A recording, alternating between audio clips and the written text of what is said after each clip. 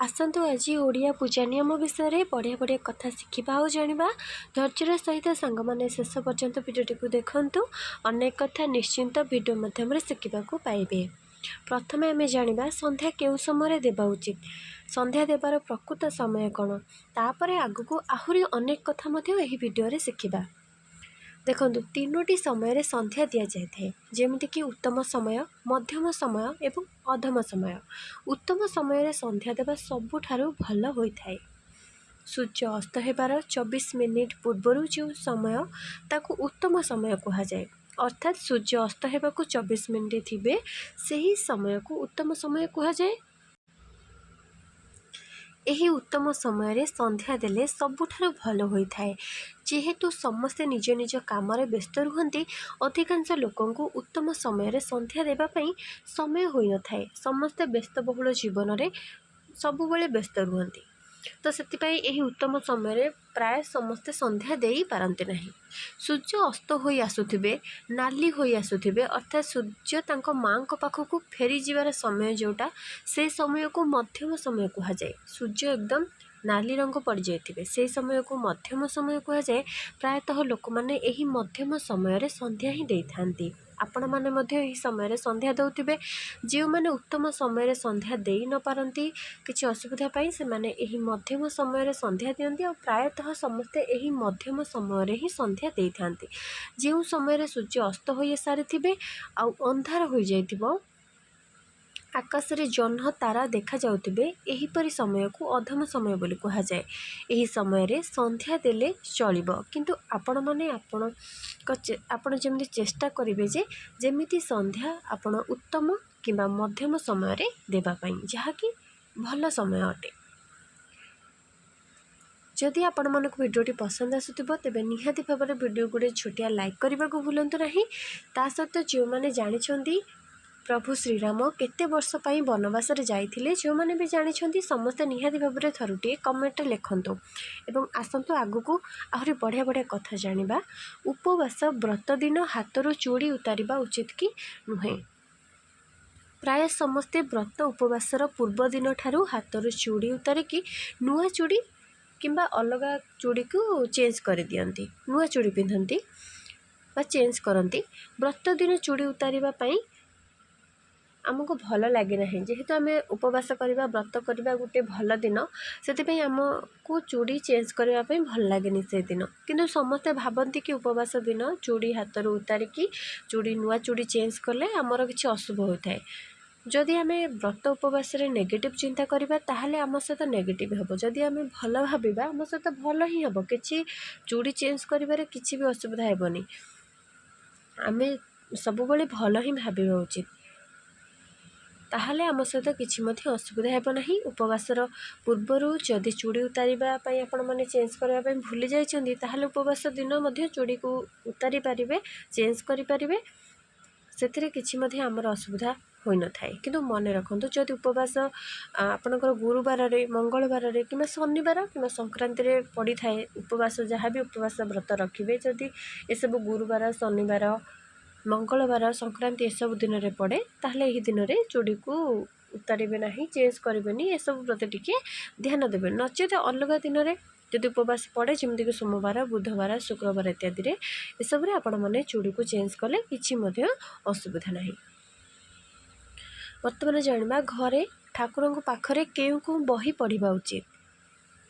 प्रथमे तो आपण जो ठाकुर को मानुंट विश्वास करुँच तांकर किछि बही निश्चय प्रत्येक दिन पढ़ंतु। संध्या समय हो कि सकाळ समय हो, जो ठाकुर को आपण मैंने मानुंट तांकर बही किछि ना किछि पढ़ंतु। ठाकुर पाखरे उभय सकाळ एवं संध्या समय पुराण शास्त्र इत्यादि पढ़ा भल।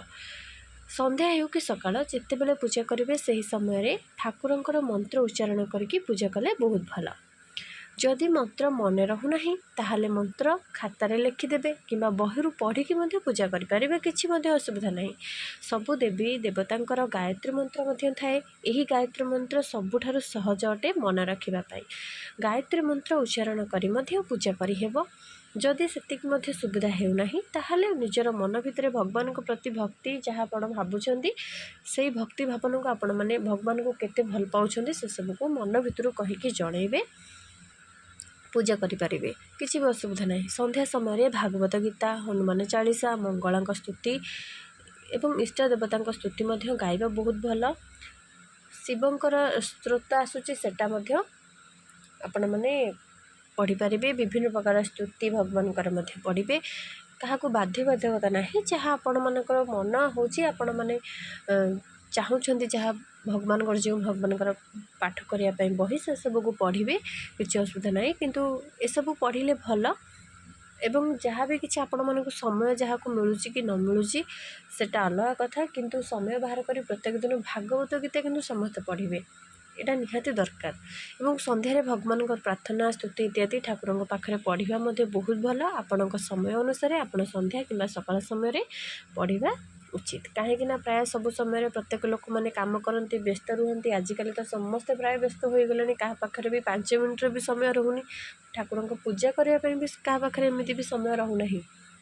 କିନ୍ତୁ ଫୋନ୍ ଧରିବା ପାଇଁ ବି ସମୟ ହେଉଛି, କିନ୍ତୁ ଠାକୁରଙ୍କର 5 ମିନିଟ୍ ସମୟ ବାହାର କରି ପୂଜା ବି କରିବାକୁ ସମୟ ହୁଏ ନାହିଁ। ସେଥିପାଇଁ ଯେଉଁ ସମୟରେ ଭାଗବତ, ଶାସ୍ତ୍ର, ପୁରାଣ ଇତ୍ୟାଦି ଆପଣମାନେ ଘରେ ପଢ଼ିବେ, ଗୋଟିଏ ସମୟରେ ହିଁ ପଢ଼ିଲେ ଭଲ। ଯଦି ସନ୍ଧ୍ୟା ସମୟରେ ପଢ଼ିବେ ସନ୍ଧ୍ୟାରେ ପଢ଼ିପାରିବେ, ସକାଳ ସମୟରେ ପଢ଼ିଲେ ସକାଳେ ବି ପଢ଼ିପାରିବେ, କିମ୍ବା ସକାଳ ସନ୍ଧ୍ୟା ଦୁଇଟି ସମୟରେ ମଧ୍ୟ ଆପଣମାନେ ପାଠ କରିପାରିବେ।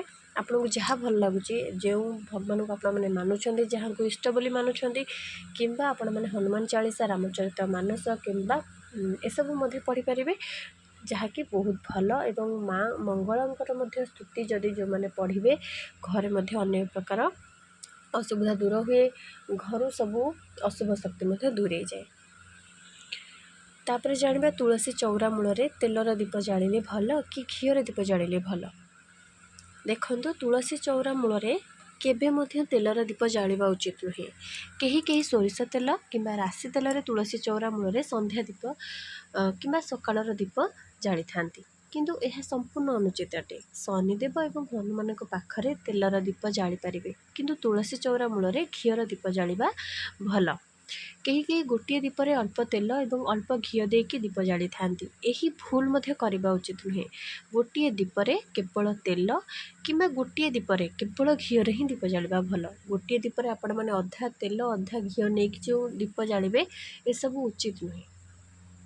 ତାପରେ ଆସନ୍ତୁ ଜାଣିବା, ଗର୍ଭବତୀ ମହିଳାମାନେ କୌଣସି ବ୍ରତ ଉପବାସ ରଖିପାରିବେ କି ନାହିଁ। ହଁ, ଗର୍ଭବତୀ ମହିଳାମାନେ ବ୍ରତ ଉପବାସ ରଖିପାରିବେ, କିନ୍ତୁ ଖାଇକି ସବୁ ବ୍ରତ ଉପବାସ ରଖିପାରିବେ। ଯେମିତିକି ଫଳ ହେଲା, ପରଟା, ଉପମା, ଜୁସ୍, ପଇଡ଼ ପାଣି, ଗଜାମୁଗ, ଗଜାବୁଟ ଏସବୁ ଖାଇକି ମଧ୍ୟ ସେମାନେ ବ୍ରତ ରଖିପାରିବେ। କିନ୍ତୁ ଗର୍ଭବତୀ ମହିଳାମାନେ ସମ୍ପୂର୍ଣ୍ଣ ଉପବାସ ରହିବେ ନାହିଁ କି ଭୋକରେ ରହିବେନି। ଦରକାର ଥିଲେ କିଛି ଖାଇକି ଔଷଧ ସେବନ ମଧ୍ୟ କରିପାରିବେ, ଯାହା ଡକ୍ଟର କହିଛନ୍ତି ସେହି ହିସାବରେ ଯାହା ଖାଇବାକୁ କହିଛନ୍ତି, ଫଳମୂଳ କି କ'ଣ ଏସବୁ ଖାଇକି ମଧ୍ୟ ସେମାନେ ଔଷଧ ବି ସେବନ କରିପାରିବେ। କିନ୍ତୁ ଓଷା ବ୍ରତ ଯଦି କରିବେ, ତାହେଲେ ଆମିଷ, ପିଆଜ ରସୁଣ, ଉଷୁନା, ପୋଡ଼ା ଏସବୁ ଖାଇବେନି। ବାକି ଅନ୍ୟ ଖାଦ୍ୟ ଯେମିତିକି ପରଟା, ଫଳ, ମାନେ ଫଳ ଜୁସ୍, ପଇଡ଼ ପାଣି, ଉପମା, କ୍ଷୀରି, ହାଲୁଆ, ଡ୍ରାଏ ଫ୍ରୁଟ୍ସ ଇତ୍ୟାଦି ସେମାନେ ସବୁ ଖାଇପାରିବେ। ଏଥିରେ କିଛି ମଧ୍ୟ ଅସୁବିଧା ନାହିଁ। ଉପବାସ ରହିକି ବ୍ରତ କଲେ ଶିଶୁ ସହିତ ମାଆର ସ୍ୱାସ୍ଥ୍ୟ ଉପରେ ମଧ୍ୟ ଅଧିକ ପ୍ରଭାବ ପଡ଼େ, ସ୍ୱାସ୍ଥ୍ୟ ଖରାପ ହୋଇପାରେ। ସେଥିପାଇଁ ଗର୍ଭବତୀ ମହିଳାମାନେ ଖାଇ ପିଇକି ଉପବାସ ବ୍ରତ କରିପାରିବେ, ସେମାନଙ୍କ ପାଇଁ କିଛି ମଧ୍ୟ ବାରଣ ନାହିଁ। ତାପରେ ଜାଣିବା, ସନ୍ଧ୍ୟା ସମୟରେ କେଉଁ କାମ କରିବା ଉଚିତ ନୁହେଁ। ସନ୍ଧ୍ୟା ସମୟରେ କେବେ ମଧ୍ୟ ଶୋଇ ରହିବା ଉଚିତ ନୁହେଁ, ଖାଇବା ଉଚିତ ନୁହେଁ, ସ୍ତ୍ରୀ ପୁରୁଷ ସାଙ୍ଗ କରିବା ଉଚିତ ନୁହେଁ। ସନ୍ଧ୍ୟା ସମୟରେ ଏସବୁ କାମ ଦ୍ୱାରା କ'ଣ ସବୁ ପ୍ରଭାବ ପଡ଼େ ଆମ ଉପରେ, ପ୍ରଥମେ ଆସନ୍ତୁ ଜାଣିବା।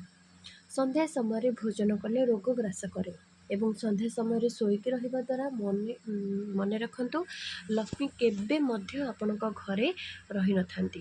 ଘରେ ସବୁବେଳେ ଅଭାବ ଦେଖା ଦେଇଥାଏ, ଲକ୍ଷ୍ମୀ ଛଡ଼ା ହୋଇଯାଆନ୍ତି ସେହି ଲୋକ। ଏବଂ ସନ୍ଧ୍ୟା ସମୟରେ ସ୍ୱାମୀ ସ୍ତ୍ରୀ ସାଙ୍ଗ କଲେ କ'ଣ କ'ଣ ହୋଇଥାଏ ନା, ସେହି ସମୟରେ ଯଦି ଗର୍ଭବତୀ ସେ ନାରୀ ହେଲେ, ତେବେ ସେହି ସନ୍ତାନ କୁସନ୍ତାନ, ଅଯୋଗ୍ୟ ସନ୍ତାନ ରୂପରେ ଜନ୍ମ ନେଇଥାଏ, ଯାହାକି ଜୀବନ ସାରା ପାଇଁ ଆପଣମାନଙ୍କ ପାଇଁ ହିଁ ହଇରାଣ ହେବାକୁ ପଡ଼ିଥାଏ ଆପଣଙ୍କୁ। ଏହି 3ଟି କାମ ପ୍ରତି ସମସ୍ତଙ୍କୁ ଧ୍ୟାନ ରଖିବା ଉଚିତ। ଏହି ସନ୍ଧ୍ୟା କାଳରେ ଏଇଥିପାଇଁ ସବୁ ବାରଣ କରାଯାଏ ଯେ, ସନ୍ଧ୍ୟା ସମୟ ହେଉଛି ଭକ୍ତିର ସମୟ, ଏକ ଭଲ ସମୟ। ଆମେ ସନ୍ଧ୍ୟାରେ ଠାକୁରଙ୍କର ପୂଜା କରିବା, ଆରାଧନା କରିବା, ପ୍ରାର୍ଥନା କରିବା ଉଚିତ। କିଛି ମଧ୍ୟ ଭୁଲ କାମ ସନ୍ଧ୍ୟା ସମୟରେ କରିବା ଉଚିତ ନୁହେଁ, ସେଥିପାଇଁ ବାରଣ କରାଯାଏ। जहाँ सब आम जीवन उपर खराब प्रभाव पकाइब मु मोर मत मोर किसी अनुभूति आपण मानक वीडियो माध्यम जनइली आपण इच्छा अनुसार आपण मैंने यहाँ ग्रहण करेंगे कि ग्रहण करेंगे ना ताहा आपण ही निर्भर कै। तापर जानवा सकाळे गाधोई कि पिंधि लुगारे संध्या दे हेब कि नहीं। किछि जन को मु देखी से माने सकाळे जो लुगा खाई लुगारे खाई थांती सही लुगा पिंधिकी संध्यारे संध्या धूप दे थांती। जदि आपण माने एमिति करूछंती ताहाले बिल्कुल भी एमिति करबा उचित नहीं। किछि नहले मध्य धुआ धुई होई लुगापटा बदली संध्या देवा भल।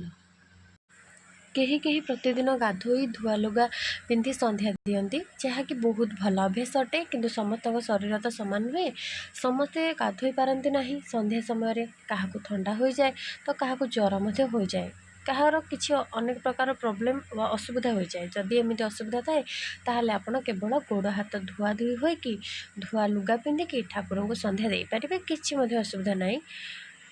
किंतु सकाळे खाइथिबा लुगा पिंधिकी संध्या देबा उचित नुहे। अलग एक धुआ लुगा पिंधिबे संध्या देबे।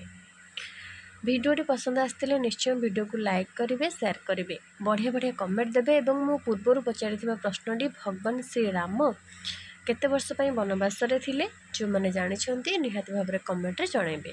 एमिति शिक्षण वीडियो मध्य प्रत्येक दिन पाइबा पे हम चैनल को सब्सक्राइब करेंगे। आउ जदि मन रे किछि प्रश्न रहि जाइछि पूजा रिलेटेड तेबे निहाती मते कमेंट रे जणाइबे। आज पई एतिकी रहिली। जय जगन्नाथ। धन्यवाद।